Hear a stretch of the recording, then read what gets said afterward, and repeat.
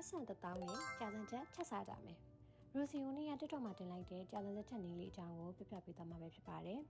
။ပထမဆုံးအနေနဲ့အသားတူ900ကိုကျန်ရ1500ဘူးနဲ့ပဲကြာစံ2100နဲ့တစ်ထုပ်ကိုရေးစင်ပေးထားလိုက်ပါမယ်။ပြီးလို့ရှိရင်တော့အသားတူနဲ့ကျန်ရကိုအနေတော်လေးတွေညှက်ပေးထားလိုက်ပါမယ်။အရင်နေ့ကလောက်ထားတဲ့ကြက်သွန်ဖြူကြက်သွန်နီနဲ့အစိမ်းမုတ်3မျိုးရောပြီးစစ်သက်ထားပြီးသားကိုအိုးထဲထည့်ပြီးတော့စီပူလာအောင်လုပ်ပေးပါမယ်။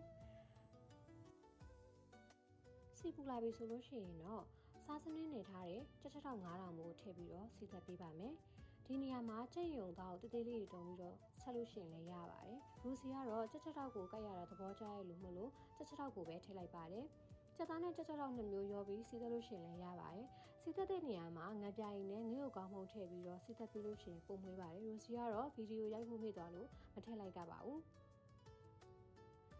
ကြက်ချက်တော့အနှံ့ပြောက်သွားပြီဆိုလို့ရှိရင်တော့အသားတို့နဲ့ကြက်နွေရွက်ညှက်ထားတာလေးတွေကိုပါရောပြီးတော့စီထည့်သက်ပါမယ်။အားလုံးနှံ့အောင်ဝင်ပြီးသွားပြီဆိုလို့ရှိရင်တော့ရေကိုမြုပ်တဲ့အထိထည့်ပြီးကြက်ချက်တော့ငွေရဲ့အထိတည်ပေးလိုက်ပါမယ်။ဟေးကိုတည်ထားတဲ့အချိန်မှာငုံ1000မိုးကိုပြုတ်ပေးထားလိုက်ပါမယ်။1000မိုးကို8လုံးရခဲ့ပါတယ်။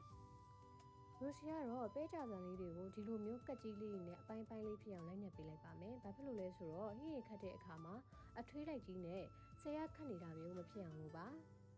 ။ကဲနည်းနည်းလေးအားသွားတော့ breakfast မစားရသေးရနဲ့ဈေးထဲကဝယ်လာတဲ့3000နံပဲကောက်ညင်ထုတ်အကိတ်ကြီးကိုစားဖို့ပြင်လိုက်ပါအောင်မယ်။တာဒါညနေတိုင်းမလုံးဝကိုအကိတ်ကြီးပါ။ငုံရီကြက်ပြီဆိုလို့ရှိရင်တော့ရေးစိမ်ပြီးတော့အခွန်ခွာထားပေးလိုက်ပါမယ်။ခွန်ခွာပြီးလို့ရှိရင်တော့ဟင်းရိုးထဲထည့်ပြီးအရတောင်လင်းသွားအောင်ခဏတဲထားပေးလိုက်ပါမယ်။ချက်ချက်တွေနူးသွားပြီဆိုလို့ရှိရင်တော့ပဲကြစံတွေကိုရေစစ်ပြီးထည့်ပေးလိုက်ပါမယ်။ပြီးလို့ရှိရင်တော့နောက်ထပ်10မိနစ်လောက်အဖုံးအုပ်ပြီးထပ်ပြီးတက်ထားပေးလိုက်ပါမယ်။ပဲကြစံတွေပါတက်သွားပြီဆိုလို့ရှိရင်တော့အပေါ့ငံမီးပြီးငရုတ်ကောင်းမှုန့်နည်းနည်းထည့်ပေးပါမယ်။အားလုံးပြီးသွားတဲ့အခါမှာတော့ဒီလိုမျိုးအနံ့ရတာနဲ့ပြည့်ပြည့်စုံနဲ့ကြာစံချက်လေးရပါပြီ။စကြကြရင်နော်။ကဲအဆုံးထိကြည့်ပြီးသွားတဲ့အတွက်ကျေးဇူးအများကြီးတင်ပါတယ်။နောက်ထပ်ဗီဒီယိုလေးတွေအတွက်လည်း follow လုပ်ပြီးထားကြပါဦးနော်။